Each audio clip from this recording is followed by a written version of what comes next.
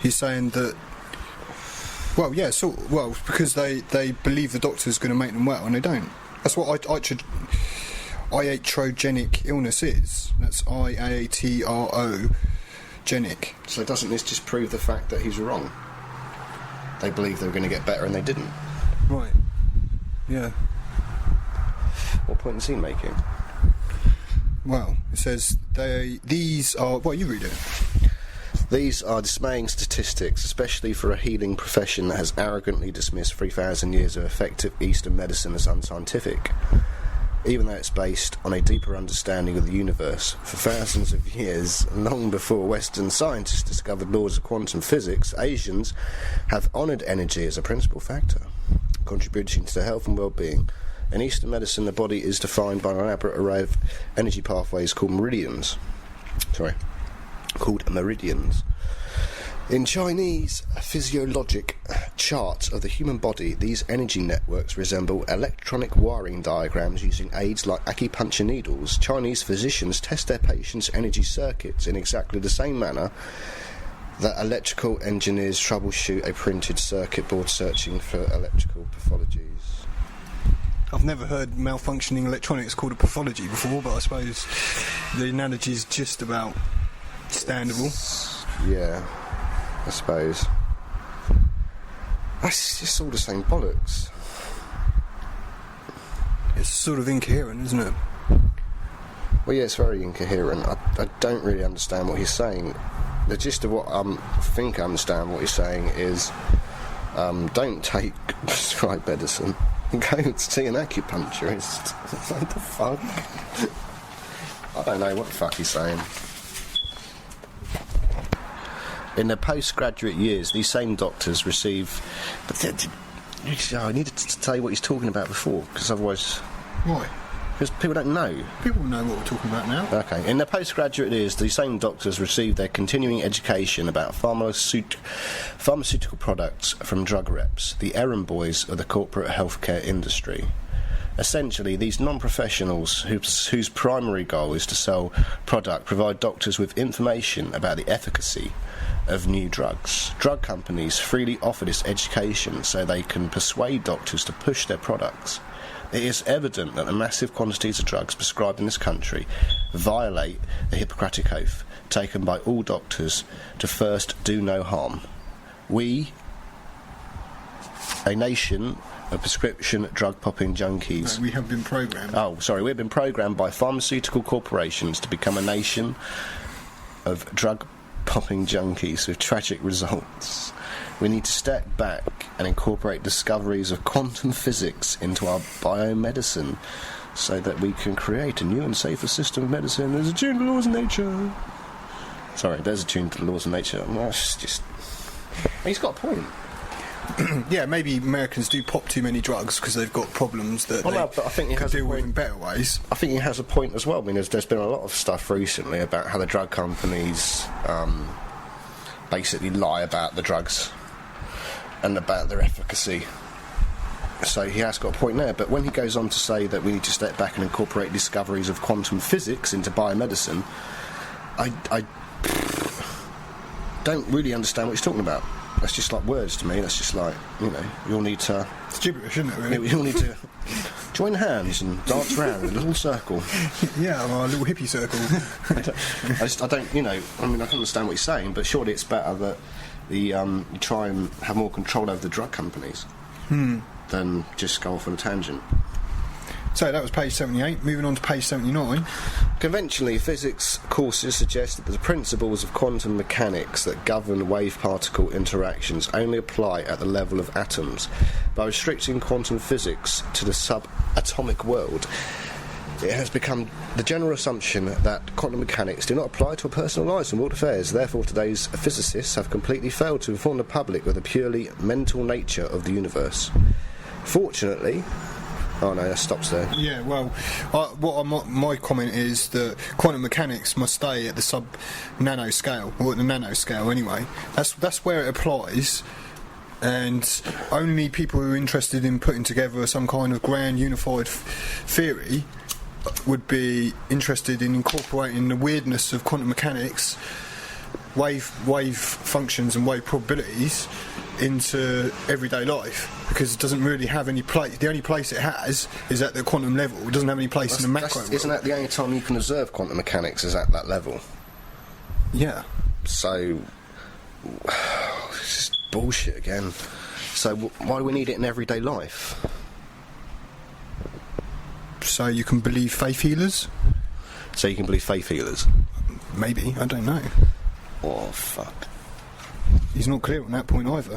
Bollocks! Enough! I can't take any more. Enough bullshit in my own head. Fucking need me more.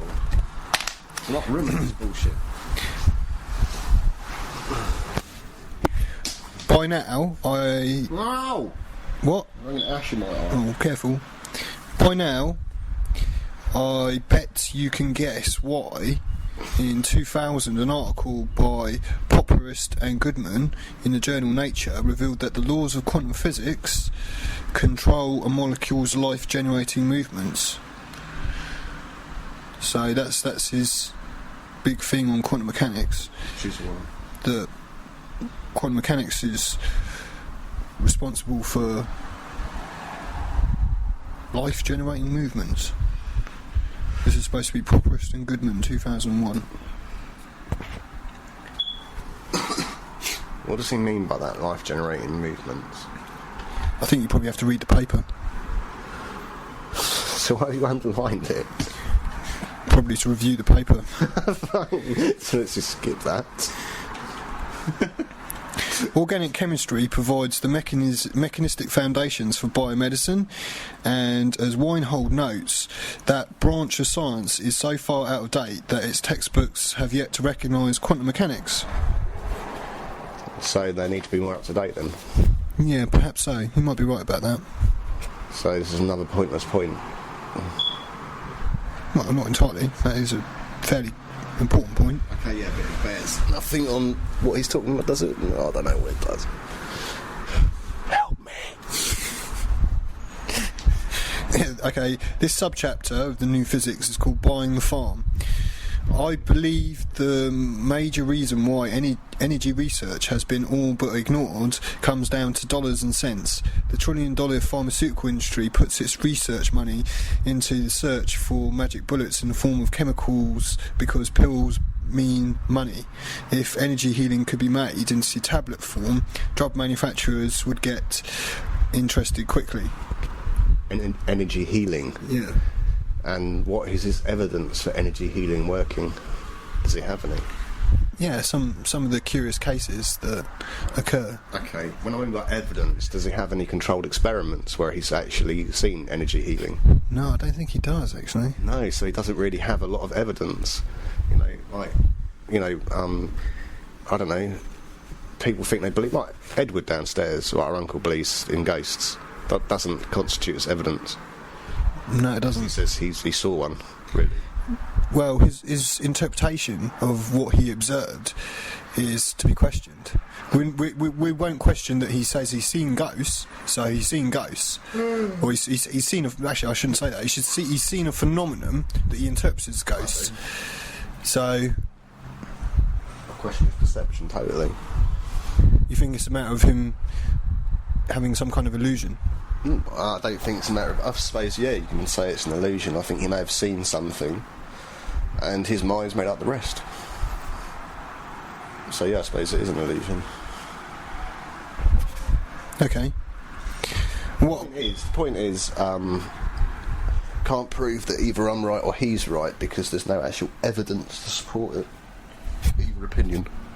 Okay, and one last point. What this really sounds like to me is the... do you remember the South Park episode with Butt Out in it? And you've got Rob Reiner. The tobacco pharmaceutical companies. Oh, yeah, I remember that, yeah. Yeah, what about it? Doesn't Miss Lipton sound a bit like a Rob Reiner? Kind of, yeah. I suppose he does. A little bit. Meanwhile, the media essentially avoids the issue of deaths by medicine by directing our attention towards the dangers of illicit drugs. They admonish us that using drugs to escape life's problems is not the way to resolve one's issues. Funny, I was just going to use that exact sentence to describe my concerns about the overuse of legal drugs. Well, he's got a point there if he's talking about someone who's using legal drugs to try and escape their reality by